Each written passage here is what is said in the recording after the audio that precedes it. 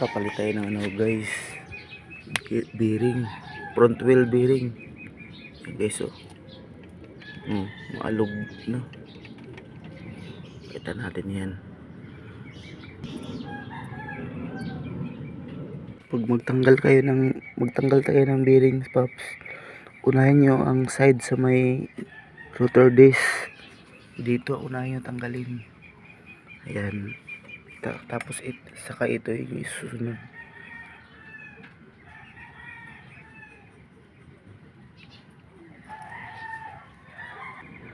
Ayun siya, go. Yun, oh. Tanggal agad. Tapos isunod nyo yung nasa kabila. Kaya isabi ko sa inyo, unahin nyo dito ang pagtanggal dito sa rotor disc. Kasi meron ditong hangganan dito sa kabila. Baka mainis kayo, itong masilsil nyo. Hindi kasi makuha ang bearing dito ng basta-basta.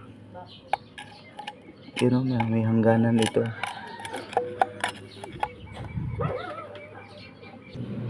Tanggal na. Ito yung natanggal dito sa side na to.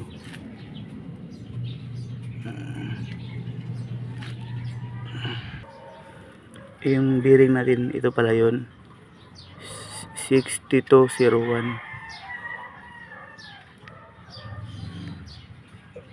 6201. Ayan, dalawang piraso to.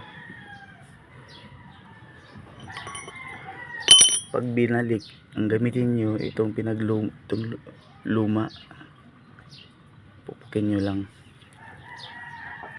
Tapos huwag nyo kalimutan itong ibalik sa gitna, itong spacer nya. Ayan. At saka naman ninyo ilagay yung bearing. Ganyan lang, folks. Ganun pa rin yung proseso.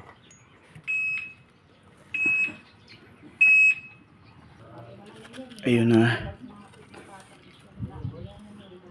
Wala nang alog. Good na.